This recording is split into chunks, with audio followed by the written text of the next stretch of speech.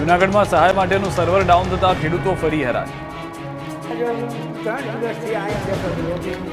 હવે એ server down થાય તો એમાં કરે હું એ બિચારા એમને આંગળ દબાવ્યા કરે કે ભાઈ નથી આવ્યા તો અમે અહીંયા કાલના બેઠા છે તો અમારું સર્વર ડાઉન જ છે, એ હાલતું જ નથી। તો અમે કાલે આવ્યા હતા, લાઈનમાં ઊભા હતા, આજે આવ્યા હતા, હજી ચાલુ નથી થયું, તો એના માટે શું કરવું અમારે? સરકારશ્રીએ એ સર્વર ડાઉન છે એના માટેના થોડાક ખેડૂત પ્રત્યેનું સારું વલણ અપનાવીને એના ખરેખર જે ઉપાય થાય એ ઉપાય શોધીને એ ઝડપથી કાર્યવાહી થાય એવા પ્રયત્ન કરવા જોઈએ। પહેલા ખેડૂતો ખાતરની માટીની લાઈનમાં ઊભા રહીને થાક્યા, પછી માવઠાથી કંટાળ્યા। હવે સહાયના સર્વરના ધાંધિયાથી ખેડૂતો ત્રાહિમામ પોકારી ઉઠ્યા। કમોસમી વરસાદને કારણે ખેડૂતોને થયેલા નુકસાન માટે સરકાર દ્વારા સહાયની જાહેરાત કરવામાં આવી અને સહાય માટેના ફોર્મ ભરવાની પ્રક્રિયા શરૂ થઈ ચૂકી। રાજ્યભરમાં સહાય માટે ખેડૂતો ફોર્મ ભરી રહ્યા છે।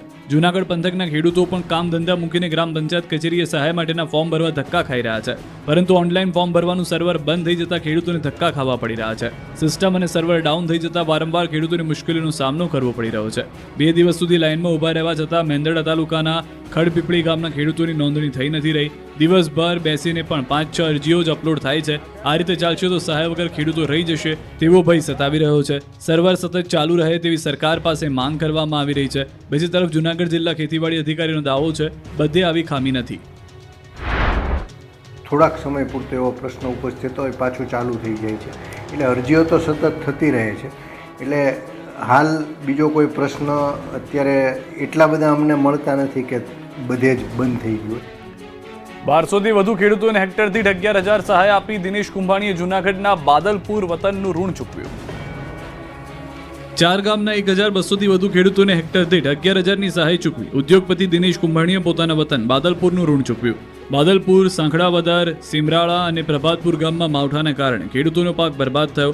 હજારો વીઘા પાક નષ્ટ થઈ ગયો। ત્યારે મૂળ બાદલપુર ગામના વતનીને હાલ અમદાવાદ સ્થિત સૌરાષ્ટ્રના ઉદ્યોગપતિ દિનેશ કુંભાણીએ વતનનું ઋણ ચૂકવવા માટે ભાવના સાથે ખેડૂતોને મદદની જાહેરાત કરી। નુકસાનીની સામે સહાય રૂપે તેમણે 4 ગામના ખેડૂતોને પ્રતિ હેક્ટર દીઠ 11,000ની સહાય આપવાની જાહેરાત કરી। બાદલપુર ગામે આ જાહેરાતને અમલમાં મૂકતો ભવ્ય ચેક વિતરણ કાર્યક્રમ યોજાયો।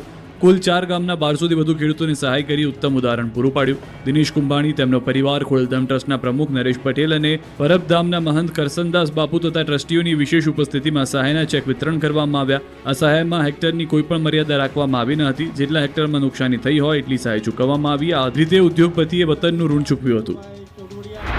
અમારા ગામના ઉદ્યોગપતિ શ્રી દિનેશભાઈ કુંભાણી જે અમારા ગામમાં મોટો થયેલો છે અને આ ગામનું રતન છે, અને એમને આ ગામ પ્રત્યેનું ઋણ અદા કરવા બાદલપુર સહિત આજુબાજુના પ્રભાતપુર, સાંકડા અને સેમરાળા આ 4 ગામના તમામ ખેડૂતોને હેક્ટર દીઠ 11,000 રૂપિયાની સહાય કરેલ છે, જેને લઈને ખેડૂતોને બહુ સારી એવી રાહત મળી છે। અને આ બધાની ઉપસ્થિતિમાં આ 4 ગામના ખેડૂતોને આજે ચેક આપવા માટેનો કાર્યક્રમ રાખેલો હતો।